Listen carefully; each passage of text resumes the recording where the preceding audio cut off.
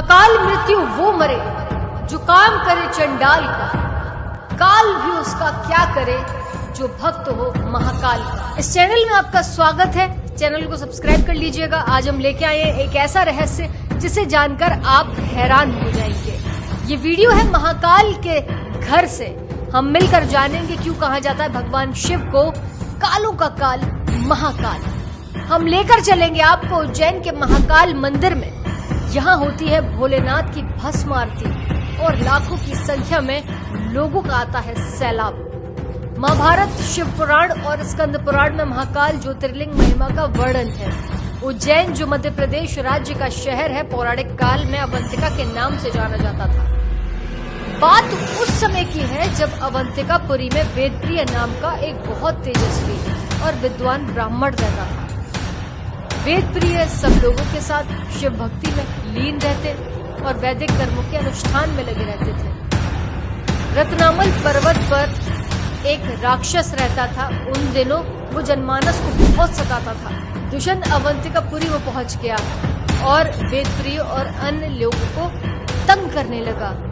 ब्रह्मा से उसे वरदान प्राप्त था। वो नहीं चाहता था कि कोई भी मनुष्य उसके अलावा किसी और की पूजा करे।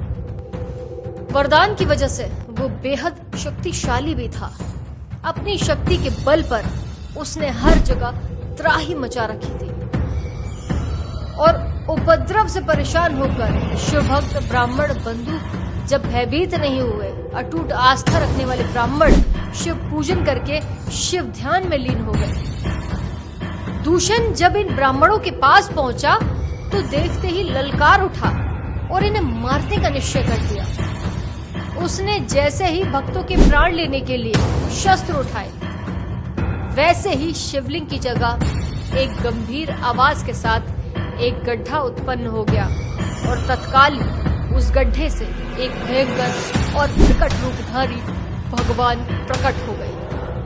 भगवान शिव ने अपने अहंकार मात्र से, हुंकार मात्र से उस राक्षस का नाश कर दिया और शिव के दर्शन पाकर ब्राह्मण धन्य हो गए और उन्हें वहीं बस जाने की विनती करने लगे। भक्तों की आस्था से प्रसन्न होकर भोलेनाथ ने ज्योतिर्लिंग का रूप धारण किया।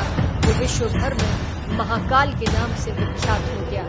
यही कारण है कि भगवान शिव को महाकाल के नाम से जाना जाता है। अगर आपको ये वीडियो अच्छी लगी हो तो चैनल को सब्सक्राइब जरूर करिएगा ऐसी और वीडियोस के लिए।